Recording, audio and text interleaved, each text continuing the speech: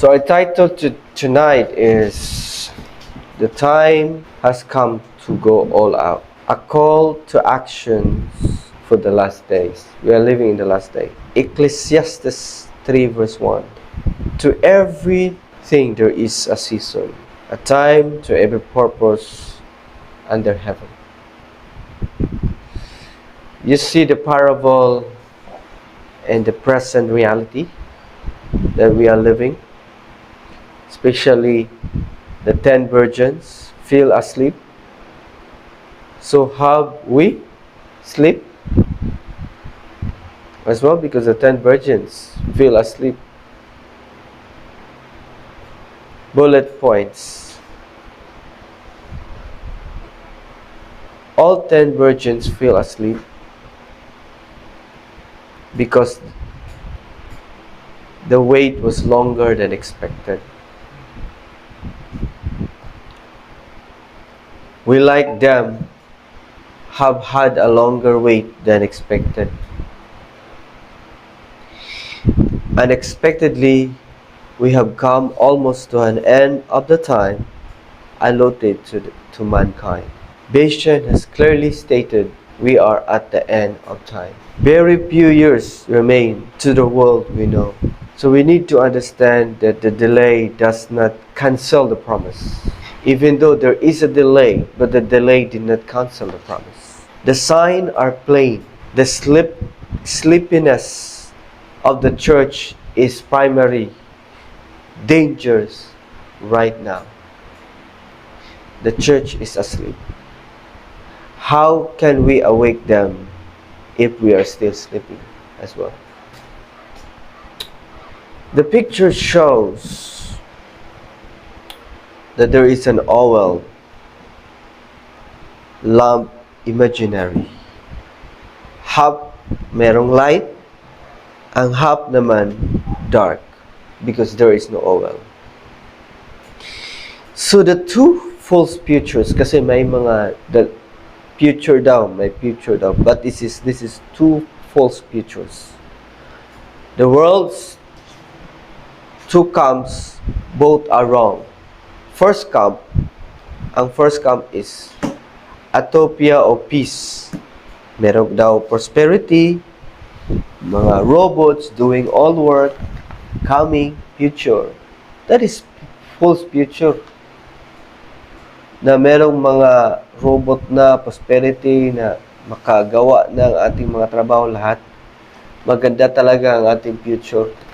That is false futures. O AI master-driven, create a world without humans. Ka-create na sila without humans.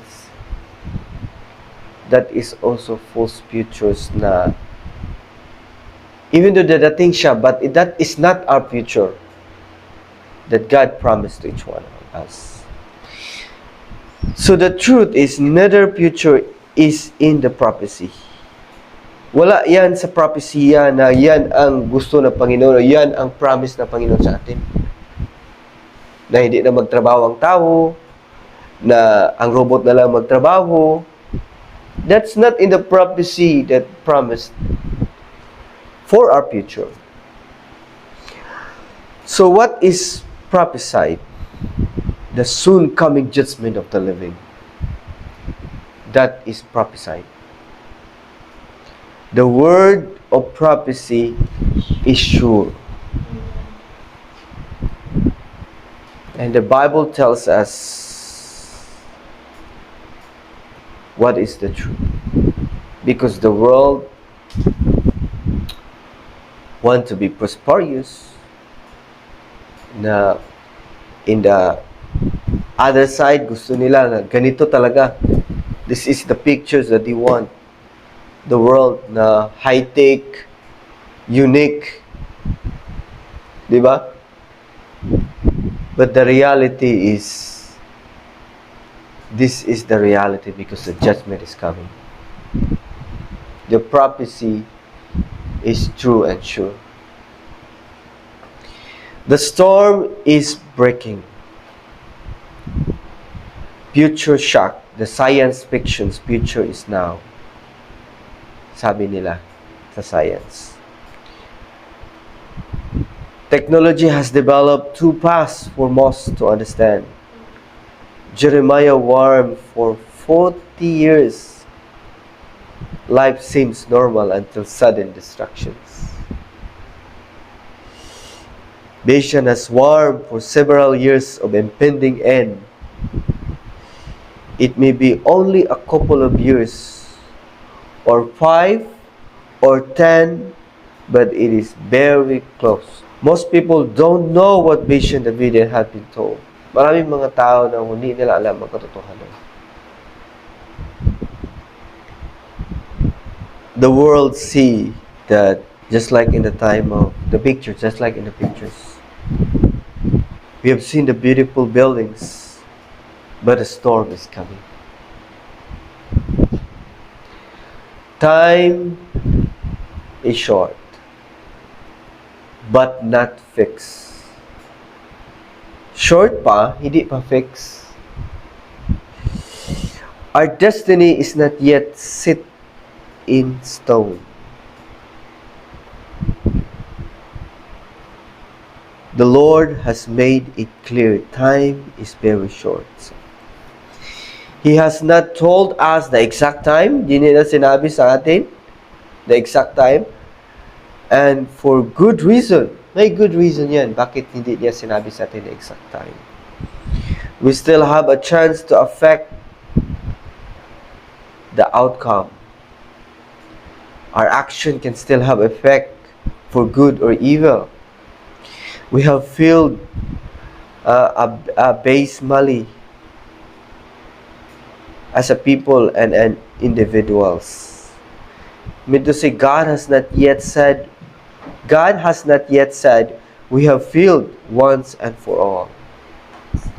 So this is a theological core that God has hidden exact details na to preserve free moral choice. Hindi niya sinabi sa atin para din ma-preserve itong preserve free moral choice. Presumption is a sin. Hindi tayo magpa-presume. Hindi kailangan yung presumption because that is sin. The window is closing. Yung window is closing but not close. It's closing but it's not close. This is a call to repentance and action, not despair. The window is closing, but not close. We have still time, but a short time. We have a short time that we have. We need to be ready. The economic tsunami. Merong economic tsunami talaga mangyayari. Glitter and tinsel will vanish.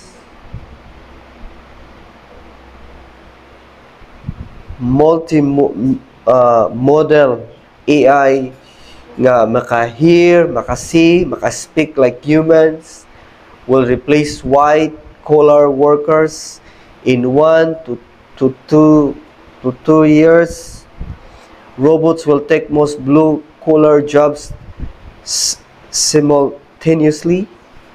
Robots build robots, repair robots, no human jobs created. Students 2 years plus years. Graduation will likely never get jobs in their fields. Even now, there are a lot of graduates na hindi nagtatrabaho sa kanilang field, sa kanilang pinag-aralan.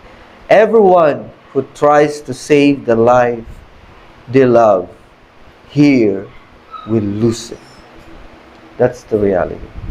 AI answer phones, calls, di ba? Looks, mail, talks to people. This exists now. Exist na yan.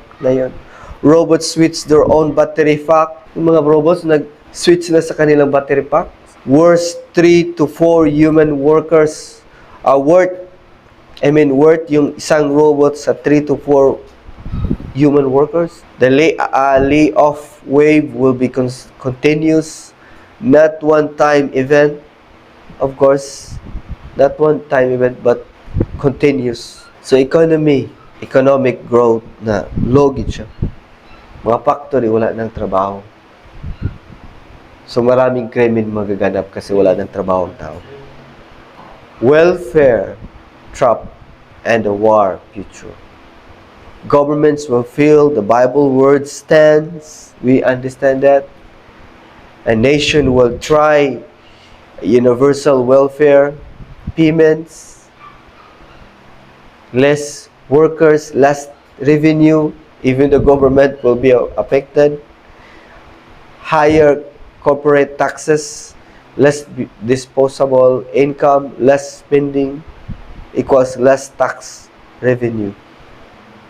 Welfare limited to minimum, sa very minimum lang. Some futures hold world war and even harder conditions. Great abundance without the sweep of woe, sabi nila, is contrary to the Bible. Contrary to the Bible. The other side will fail. They're thinking they will prosperous. No, they are not. But the Bible will stand. This is not, in other side, this is not the time to. The other side, this is the time to. So the left column, don't buy a new yoke of oxen. Para maging rason mo na, like a parable of great supper ba? May excuse ka kasi you have a new oxen. Do not make it a reason for you not to follow the Lord. Encumber yourself with debt, of course. We are settling everything that we can so that we are not, nahigot bitaw? Nahiktan ba? Sa Tagalog yan is na talian. Oo. So we need to fix as well that. Start, continue long courses of study na kailangan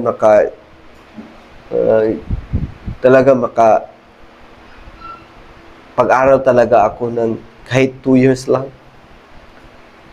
Pero in the future, hindi na niya magagamit. Di ba? Buy a house na hindi naman magagamit. Ito ang gagawin. This is what we do. Prepare to liquidate your property. Especially kung maraming mga property.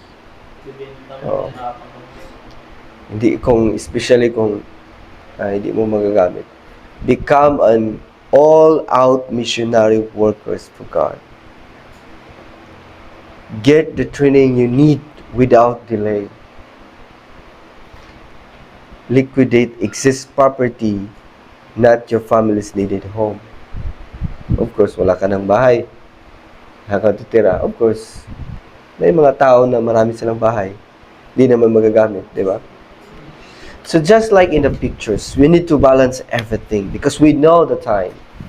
The time is so precious. So we need to understand also active service now. No more excuses. God is calling every Davidian to active service now. Not at the moment, convenience time. Hindi natin sasabihin yan. We have always been called. We just didn't want to hear. Yeah. Work for everyone willing to answer.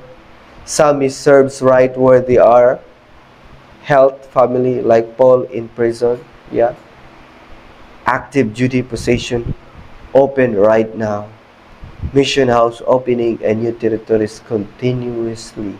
Kita niyo yung newsletter ngayon? Maraming yung mga mission house doon. Everywhere. Okay.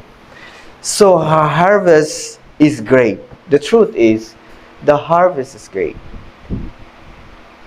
The harvest is great, but the labor are few. Luke 10:2. So, may mga harvestin dito sa Europe. Sino gusto sa Europe? Sino gusto magtatrabaho sa Europe, Central Asia, America, Australia? Maraming mga Asia, Middle East, maraming mga Adventist din diyan. So the ultimate choice, lose your life for His sake or lose forever. Dalawa lang to. Lose your life for His sake or lost forever. Matthew 16:24-26. Then said Jesus unto his disciples, If any man will come after me, let him deny himself and take up his cross and follow me. For whosoever will save his life shall lose it, and whosoever loses his life for my sake shall find it. For what is a man profited, if he shall gain the whole world and lose his own soul? Closing call to actions. Do not wait for a more convenient time. The call will never come at a convenient time. There will never be a more convenient time than today.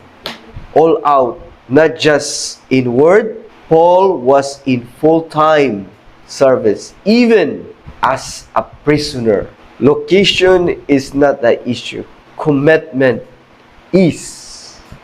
The work will continue one after another until accomplished. May the Lord bless us.